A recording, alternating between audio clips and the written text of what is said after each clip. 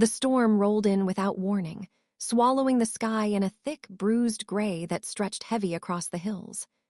Snow began to fall sideways, sharp and frantic, as if blown straight from some furious mouth in the clouds. Wind howled through the bare trees and rattled the rusted farm gates like bones in a metal cage. It was the kind of storm that made sensible people rush indoors, slam shutters tight, and wait it out with hot soup and blankets piled high. But one old man was still outside. 78-year-old Henry Whitlock trudged through the knee-high snow of his pasture, leaning heavily on a worn wooden cane he carved himself many years earlier. Every step was slower than the one before, his breath a white cloud in the air. His back ached, his knees groaned, and his chest tightened beneath the freezing wind. He should have headed back to the farmhouse long ago, but he was stubborn, perhaps more stubborn than the storm. He was on his way to check on Willow. Willow, the aging dapple-gray mare with soft, dark eyes, stood by the far gate, her thick winter coat dusted with snowflakes. She lifted her head as soon as she spotted Henry, letting out a low, welcoming whinny. It was a sound he knew better than any human voice. A sound that had filled the silence of his life since the day he lost his wife, Eleanor. He whispered through the wind, half smiling despite the cold. "You always wait for me, girl. Always at the gate." He patted her neck with a trembling hand, brushing snow from her mane. Willow nudged his shoulder gently, insistently, as if urging him back toward the warmth of the house. But Henry wasn't ready to go in yet. He never was, not since Eleanor passed 2 years earlier. The house was too big now, too quiet. Every room echoed. Every object reminded him of her. The pasture was the only place where silence felt like peace rather than loneliness. But the storm was growing stronger. The wind lunged at him with icy teeth, and his vision flickered dark around the edges. He tried to take a step toward the gate, but the world suddenly tilted. His cane slipped on the frozen ground. His foot went out from beneath him. The sky spun. The snow rushed up like a wave, and Henry fell. Pain exploded in his hip and then shot up his spine. His breath knocked from his chest. He tried to push himself up, but his arms trembled violently and gave out. The cold sank into him with merciless speed, numbing his hands, crawling through his clothes like liquid ice. He gasped, horrified. Not here. Not like this. He called out, a raw, broken cry swallowed instantly by the wind. Nobody heard. Nobody except Willow. The mare let out a wild, panicked scream, a shrill, piercing whinny that cut through the roaring storm. She pranced in frantic circles, stamping the ground, tossing her head. Henry tried to speak, but only a whisper escaped. "Go, Willow, go, get help." But Willow didn't run. Instead, she moved toward him, carefully folding her legs and lowering her massive body to the snow beside him. She pressed herself tight against his back and shoulders, her warm breath washing over his face. She leaned her full weight into him, blocking the brutal wind, shielding him with every inch of her body. Henry felt her warmth seep through his freezing clothes. "Good girl," he whispered, or thought he did. His lips barely moved. The snow thickened around them, burying Henry's legs. Time blurred. He faded in and out of awareness, drifting somewhere between sleep and unconsciousness. He saw flashes only: his wedding day with Eleanor, the birth of his children, the laughter around Christmas tables, Willow galloping through summer fields like she could outrun time itself. He thought he saw Eleanor standing at the old farmhouse porch, smiling sadly, calling him home. "Not yet, Henry," her voice seemed to say. "Not yet." Willow screamed again, louder this time, refusing to surrender. She pressed harder against Henry, fighting the storm with the strength of every muscle she had left. Hours passed. The snow piled high against her sides. The wind bit at her face, but she didn't move, not an inch. Finally, through the blizzard's roar, another sound emerged: the distant crunch of footsteps and the metallic slam of a gate. The neighbors. A young couple from the nearest farm, the Carters, had been outside trying to bring their dogs in when they heard Willow's desperate cries. At first, they thought it was a coyote or some animal trapped in the storm, but the sound came again, sharp, urgent, unlike anything they'd heard before. They followed it, and when they reached the pasture, their eyes widened in shock. Willow stood rigid, snow covering her like a statue, sides heaving with exhaustion. Beneath her, barely visible, lay Henry's motionless body. Shouting each other's names through the wind, they rushed to him. Mrs. Carter knelt, brushing snow away from his face and checking for breath. When she felt the faint, fragile rise and fall of his chest, she gasped. "He's alive!" She screamed over the storm. "He's alive." Mr. Carter called emergency services, his hands shaking. They wrapped Henry in blankets they carried stuffed under their coats, trying to move quickly but gently. Willow tried to follow as they lifted Henry, and when they hesitated to open the gate because she pushed so close, Mr. Carter gently stroked her neck. "We'll take care of him, girl," he said softly. "We promise." The second the gate opened, Willow let out a long, trembling breath and watched as the ambulance lights flickered blue and white against the swirling snow. She stood frozen in place until they disappeared down the road. The hospital room was bright and warm and smelled faintly of antiseptic.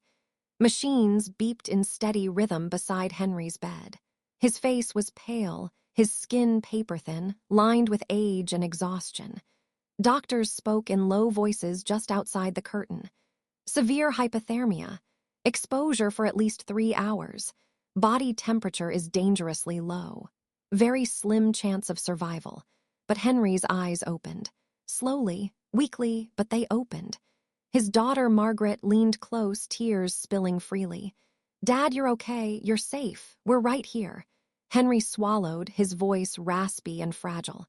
"Willow, Willow." The doctor stepped closer. "Your horse." "She didn't leave your side, Mr. Whitlock. She kept you alive. Without her body heat, you wouldn't have made it another 10 minutes. It's nothing short of extraordinary." Henry's eyes filled with tears, not of pain, but of something deeper, older, heavier than time. "All these years," he whispered, "I thought I was taking care of her, feeding her, protecting her, loving her. But all along she was taking care of me." Everyone in the room went silent. Even the machines seemed to quiet. Margaret squeezed his hand tighter. "She loves you, Dad. She always has." Henry closed his eyes and let the tears spill down his cheeks. "True love," he whispered, "isn't something that ends. It just changes shape."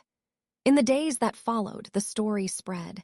First through the small town, then through nearby counties, then across the state. Newspapers arrived, wanting photos. Television reporters asked for interviews. People sent letters, blankets, and treats for Willow. Strangers stopped their cars by the pasture fence just to catch a glimpse of the horse who saved a man's life. But Henry didn't care about the attention. He cared only about going home. He spent weeks in rehabilitation, learning to walk again, regaining strength, fighting the tremors that lingered in his hands. Every day he asked the same question. "How is she? Did Willow eat? Did she rest? Is she waiting for me?" His family and neighbors visited the farm daily, bringing updates. "She stands by the gate every morning," Margaret said once, "like she knows you're coming home." On the morning the doctors finally released him, Henry sat upright in his bed, dressed in a thick wool coat and scarf, gripping his cane like a lifeline. He looked 10 years younger than the day he arrived. "Ready to go home?" Margaret asked. "More than ready," he said. When the truck turned into the long gravel road leading to the farm, Henry pressed a hand to the window. The sky was bright and blue now, sunlight sparkling on melted snow. The storm had passed. Life went on. And there she was. Willow stood at the same gate, motionless except for the gentle swish of her tail. Her ears perked the instant she saw him. She let out a soft, trembling whinny, full of recognition, full of relief. Then she did something she hadn't done in years. She ran. Her hooves thundered through the mud and melting snow, her mane whipping wildly behind her as she skidded to a stop right beside the truck. When Henry stepped out, leaning heavily on his cane, Willow pressed her face into his chest and exhaled a long, warm breath, like a sigh. "I missed you too, girl," Henry whispered, wrapping both arms around her neck. "Thank you for everything." Willow closed her eyes and leaned into him until they stood perfectly still, as if time itself had paused to watch. Henry's family wiped tears quietly. The neighbors tried not to cry and failed. Even the reporter who had come hoping for a photo lowered his camera. There are moments in life when words fail, when silence says more than sound ever could. This was one of them. In the weeks that followed, Henry moved slower but smiled more. He spent every morning in the pasture, leaning against Willow's warm side while she grazed quietly beside him. He talked to her about a leaner, about the long years, about the pain and the beauty of getting old. She listened the way only animals can, with patience, with presence, without trying to fix anything. Sometimes Henry would whisper, "You still wait for me at the gate. Every day. You know I'm coming." And sometimes he imagined she answered, "I always will." Henry lived 2 more years, peaceful and content. When he passed, it was in his sleep, warm in his bed, sunlight resting gently across his face. On the morning he died, Willow stood at the gate again, but this time she didn't whine. She bowed her head and stood silent for hours, refusing to eat, refusing to move, staring down the road where he would never again appear. People say animals don't understand grief. They say they don't feel the loss, but they are wrong. Willow grieved him the way he once grieved a leaner, quietly, fiercely, and with love so deep it broke the heart to witness. The family buried Henry beneath the oak tree beside the pasture, where Alina's ashes had been scattered years earlier. And every evening as the sun slipped below the hills, Willow walked slowly to the fence, lowered her head, and touched her muzzle to Henry's stone. Even now they say she waits, not out of confusion, but out of love. Because true love does not vanish. It does not fade. It does not end. It simply changes shape. And sometimes it stands and waits at the gate. Winter slowly loosened its grip on the land. The snow melted into glassy ponds across the pasture, and the first thin blades of spring grass pushed bravely through the thawing ground. The trees that once rattled with icy branches began to swell with buds, and in the softness of early mornings, birdsong returned, timid at first, then swelling into full chorus. Henry woke early every day, just out of habit. Farm life never truly leaves the body, even long after chores stop being necessary. He would sit on the edge of his bed for a moment, steady his breathing, feel the crackle of his stiff joints, and then reach for his cane. The slow walk to the back porch was his daily victory, his quiet triumph over age and injury. And every morning, Willow was there. She stood by the gate, ears perked, body alert, watching the back door of the farmhouse the way a devoted dog might. She always knew when Henry was coming outside. Sometimes Margaret joked that Willow must have a clock inside her head. Henry would smile and answer gently that some connections needed no clock. When he reached the fence line, Willow lowered her head to his height, and he rested his forehead against hers. The two of them stood like that for long moments, sharing warmth and breath, the world around them falling silent and still. "Willow," he said one morning, stroking her soft muzzle, "do you remember that storm? You saved me, girl. You kept me here longer than I deserved." Willow blinked slowly, breathing against his chest, as if she understood every word. Henry looked out across the field. The old barn, leaning with age, cast a crooked shadow across the early light. He could almost see Alina leaning against the fence, hands tucked into her coat pockets, smiling the way she always did when she watched Willow run.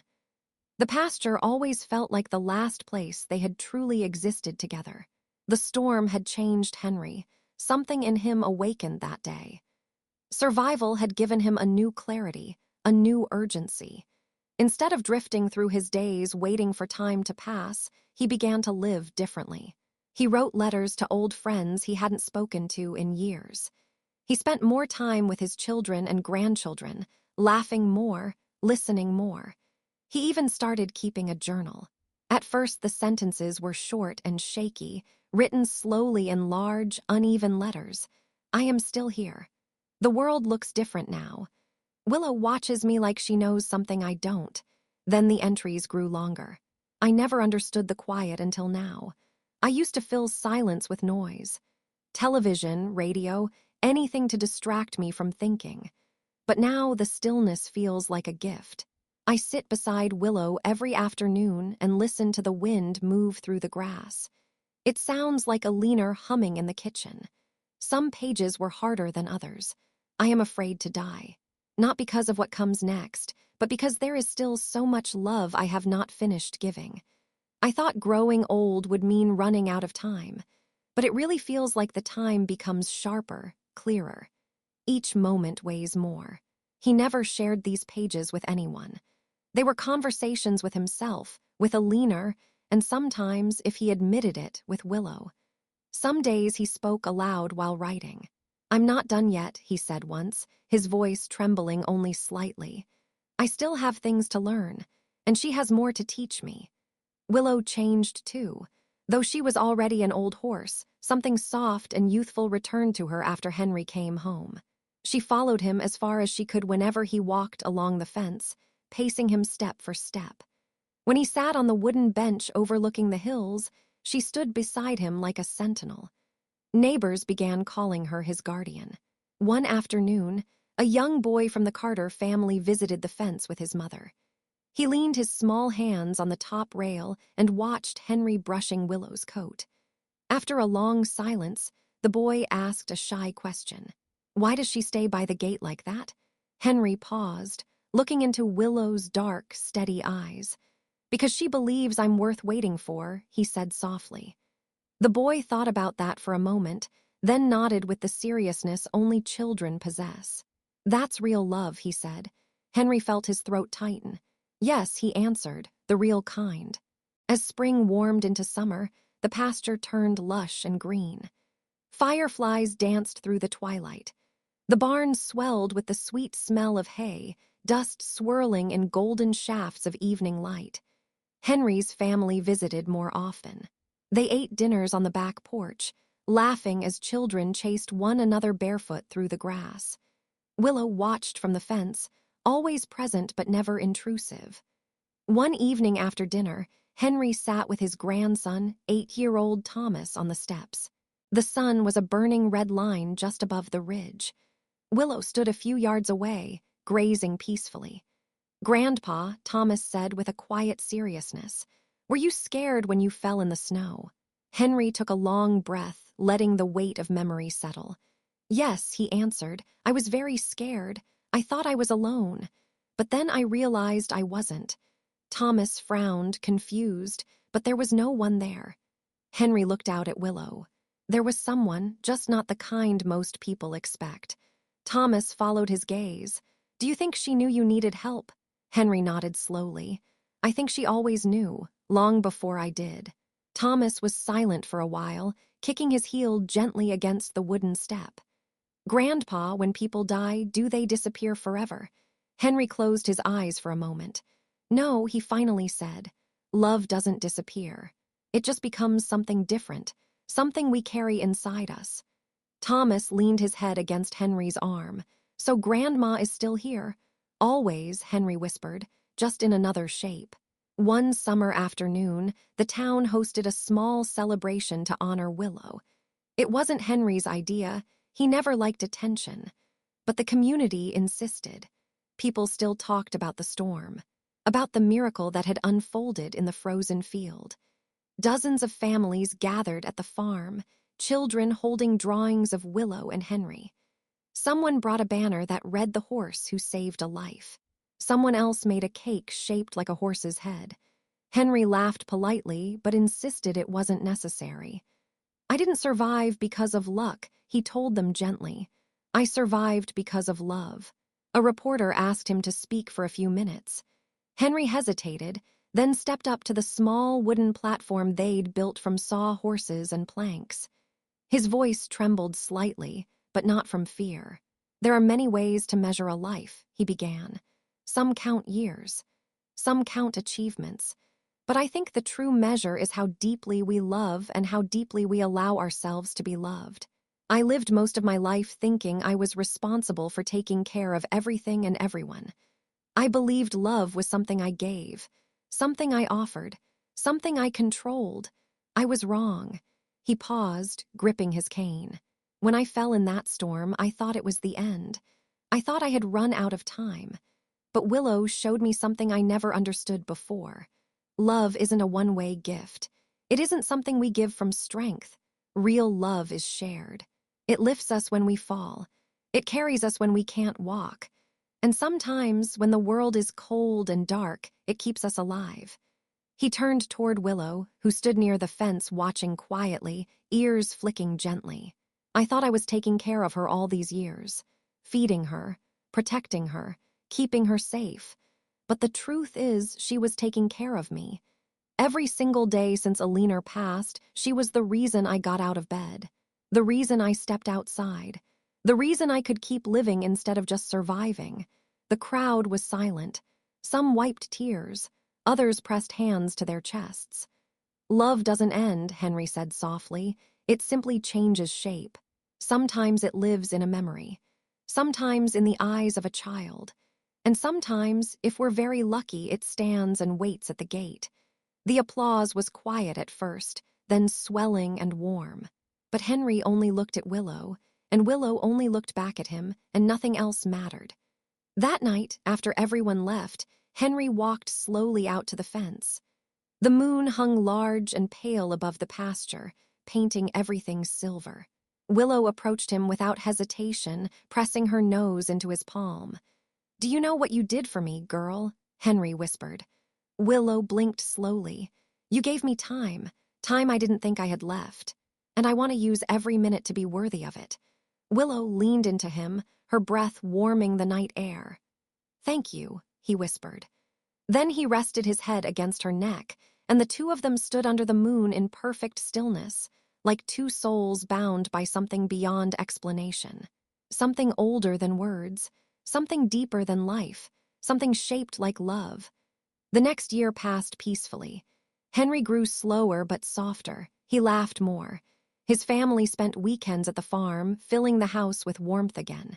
Willow aged as well, her movements gentler, her steps slower, her coat grayer with each season. But she still waited at the gate every morning, even on the last morning. It was late autumn when Henry took his final walk to the pasture. The trees were bare again, leaves swept into golden drifts along the fence. The sky was clear and cold, the kind that makes breath look like smoke. Henry leaned on his cane more than usual. His body trembled with each step, but his face was peaceful. Willow stood waiting, as always, her eyes bright. "Good morning, girl," Henry said, stroking her neck. "It's a beautiful day." He sat down on the bench near the fence, exhaled slowly, and lifted his face toward the pale sun. "I'm tired," he whispered, "but I'm not afraid anymore." Willow stepped close and lowered her muzzle to his shoulder, standing perfectly still, as if holding him in place with her presence alone. "Thank you for waiting for me," Henry said softly. "You've given me the greatest gift anyone ever could." He closed his eyes, breathing in deeply one last time. "Alina," he whispered, "I'm coming home." And then the world went quiet. Willow did not move. Not for minutes. Not for hours. She stood absolutely still, head bowed against Henry's shoulder, as if guarding him again, the same way she did in the storm. When Margaret found them, she dropped to her knees, sobbing into Willow's mane. "He loved you," she whispered to the mare. "You kept him alive so we could say goodbye." Willow didn't lift her head. She didn't step away. She simply stayed. Henry was buried beneath the great oak tree overlooking the pasture, next to the marker where Alina's ashes rested. The stone reed. Henry Whitlock, a life measured in love, and beneath it, Margaret added words she thought her father would choose. Love does not end. It changes shape. At the funeral, Willow stood near the fence, unmoving, watching quietly. When the last shovelful of earth was placed, she lowered her head and touched her muzzle gently to the top rail. From that day on, every morning and every sunset, Willow walked to the gate and looked down the road, waiting the same way she had waited her whole life. Not out of confusion, not out of habit, but out of love. Because real love does not disappear. It does not fade or weaken or die. It stands. It waits. It remembers. And sometimes, when the wind is soft and the light is right, you can almost see an old man walking down the road toward the gate, smiling, cane swinging lightly at his side, ready to come home. And Willow's ears perk up, and her tail swishes gently, because she knows he's on his way. Winter returned soft and slow, as if afraid to disturb the quiet that settled over the Whitlock farm. Snow dusted the fields gently, clinging to the wooden fence and blanketing the branches of the old oak tree that watched over Henry and Aliner's resting place. The world seemed to hold its breath, as though honoring something sacred. Willow aged quickly after Henry's passing. It was as though her purpose in life had shifted, and the energy that once carried her across the fields began to fade. Her steps grew shorter, her breathing slower, but her spirit remained unchanged. Every morning, she still walked to the gate, and every evening she returned again. Margaret visited the farm daily now, keeping the place running in Henry's absence. She checked the fences, organized supplies, and repaired the old barn door Henry had always meant to fix. But most of her time was spent with Willow. Sometimes she sat on the bench where Henry once rested and whispered quietly, knowing the mare was listening. "You kept him here long enough for us to say goodbye. I will never forget that." Willow would lower her head slowly, brushing Margaret's shoulder, and Margaret would place her hand against the mare's face, feeling the warmth beneath her fingertips. "Your family," she said more than once. She meant it. Willow's health continued to decline through the winter. The veterinarian said her heart was weakening, her joints deteriorating, her bones growing brittle. She could still walk, still move, still look into the horizon with the same steady eyes, but the spark inside her flickered like the last ember in a dying fire. Margaret sat with her one quiet evening in February, snowflakes drifting lazily from the sky. The world was silent except for Willow's gentle breathing. "You miss him," Margaret whispered. Willow blinked slowly. "So do I." The mare stepped closer and rested her forehead against Margaret's chest. Margaret wrapped her arms as far as she could around Willow's neck and held on, letting her tears fall silently into Willow's winter coat. She stayed that way until the cold stung her skin and her fingers went numb. She kissed Willow's muzzle gently before returning to the house. "Good night, girl." Willow watched her go, then slowly walked to the gate and stood there, gazing into the empty road lit only by the moon. The next morning, Willow didn't come to the fence. Margaret noticed immediately. She hurried across the field, boots crunching through the thin frost, her breath rising in sharp clouds. Willow lay beneath the oak tree, her body curled gently into the snow, her legs tucked beneath her as if resting. Her face was peaceful, her eyes half closed, frost delicately dusting her lashes. Margaret knelt beside her, trembling. Willow's body was still warm, as if she had only just closed her eyes. Margaret rested her forehead against Willow's shoulder, just as Henry always had, and whispered softly through tears, "You can rest now. He's waiting for you." And for the first time since Henry's passing, the farm felt completely still. Not empty, just quiet. The kind of quiet filled with memory and reverence instead of loneliness. Word spread quickly through the town. People brought flowers, cards, ropes of braided mane from horses she had lived beside over the years. Children brought drawings. One little girl placed a small carved wooden heart on the gate, saying she made it to give Willow strength. Another left a photograph of Willow taken during the celebration the previous summer, framed in blue ribbon. The Carters arrived and stayed beside Margaret in the pasture. Mr. Carter placed a hand gently on Margaret's shoulder. She waited for him, he said softly, and he waited for her. It was always going to be like this. Margaret wiped her cheeks, nodding. They were the last chapter in each other's story. Willow was laid to rest beside Henry and Aliner beneath the great oak tree, where the ground sloped gently toward the hills.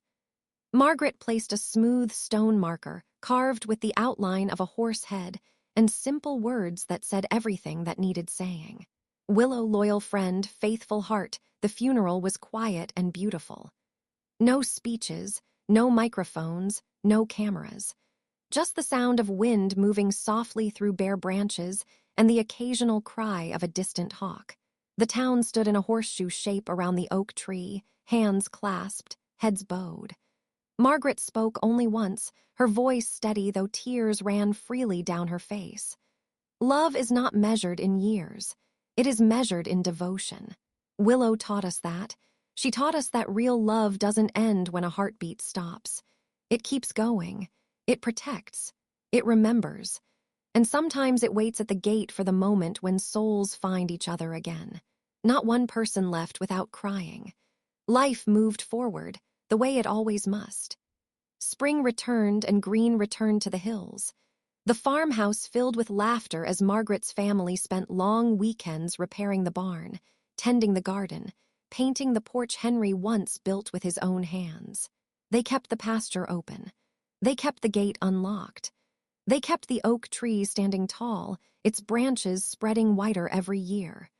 Children played beneath it, picnic blankets lay in the grass, and the laughter rising into the sky always sounded like the world healing itself.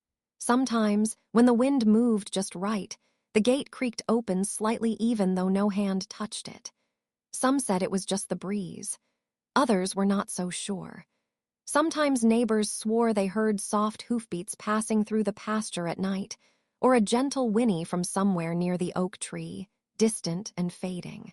Maybe imagination, maybe memory, maybe something more. But everyone agreed on one thing: the farm still felt alive with love. Many years later, Margaret's grandson Thomas, once the quiet boy on the porch steps, took ownership of the farm. He turned it into a sanctuary for aging horses, a place where animals could spend their last years surrounded by care, dignity, and affection.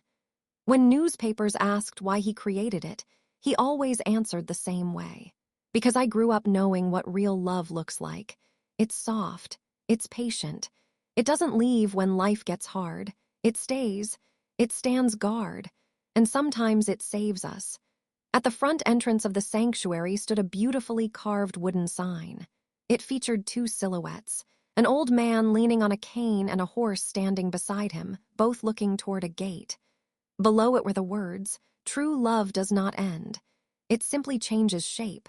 And beneath that, the Willow Gate Sanctuary visitors often asked about the name. Thomas would tell the story from beginning to end, slowly and reverently, never rushing a single detail. By the time he finished, someone in the group was always crying, someone else was smiling through tears, and everyone was silent for a moment afterward. And as they walked through the sanctuary grounds, many swore they felt something, like they were walking on holy ground, like the air itself held memory and tenderness, like love still lingered there in a form beyond understanding. As the years passed, the story spread far beyond the borders of the small town. People shared it in books, in classrooms, in quiet moments around kitchen tables. Some told it to children before bed, some to parents in hospital rooms. Some whispered it to themselves when they needed courage, because it reminded them of something they already knew deep inside. Love is not fragile. It is not temporary. It is not bound by time or breath or distance. Love is a force. Love is loyalty. Love is the courage to stand in the storm. And sometimes love looks like a horse refusing to leave an old man's side. Sometimes love looks like waiting at a gate long after the world goes dark. Sometimes love is the reason we get one more sunrise.